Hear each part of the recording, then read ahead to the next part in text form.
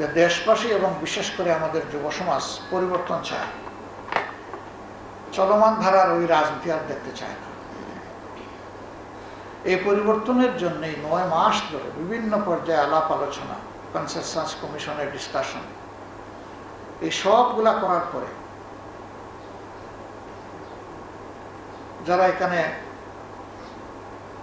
বাংলাদেশে মোটামুটি রাজনৈতিক দল হিসাবে যারা ফাংশন করেন তাদের সকলের অংশগ্রহণ ছিল, 2-1টা দল বাদ করতে পারে।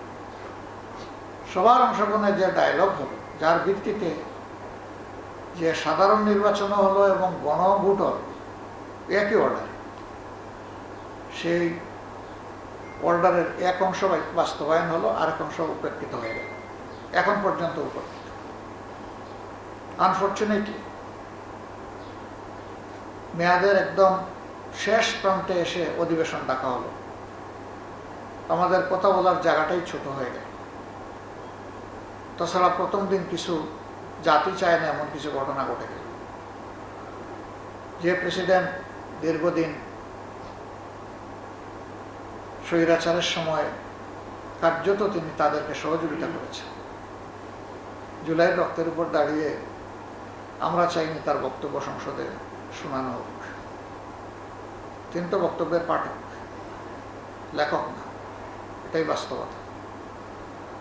এবং এটা নতুন না, এটা অতীতে ওইভাবে চলে এসেছে। আবার আমরা ওই প্রেসিডেন্টের প্রতিষ্ঠানের ব্যাপারে আমাদের কোনো নেতিবাচক দৃষ্টিভঙ্গি নাই, কিন্তু ব্যক্তি সম্পর্কে আছে। ব্যক্তি আর প্রতিষ্ঠানকে আলাদাভাবে দেখতে হবে।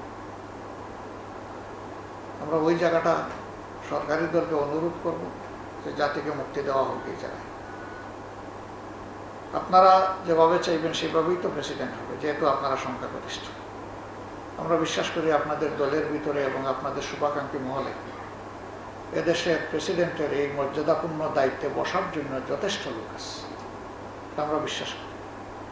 আমরা আশা করব যে জাতির এই আকাঙ্ক্ষা তারা উপলব্ধি করে সেই রকম সাড়া দেবেন ইনশাআল্লাহ।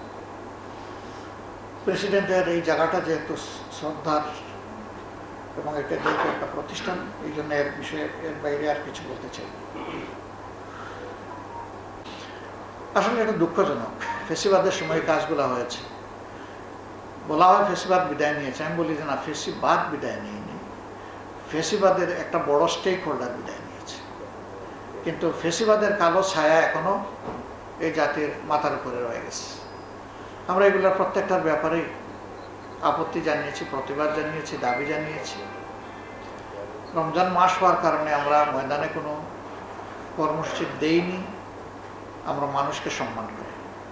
কিন্তু মানুষের স্বার্থেই তো এগুলো আবার আমাদের করতে হবে। মানুষের জীবন, মানুষের ইজ্জত, মানুষের সম্পদ, এগুলাকে তো আমরা উপেক্ষা করতে পারি না। আমাদের ভূমিকা দেখবেন ইনশাআল্লাহ। আর সরকারের শুধু আইন শৃঙ্খলার ব্যাপার না, অনেক বিষয়ে আমি ইঙ্গিত করেছি, নেওয়া অনেক সিদ্ধান্ত জাতি গ্রহণ করে নাই। আপনারা সামাজিকভাবে দেখতে পাচ্ছেন মানুষের রিয়াকশনগুলো। ধন্যবাদ।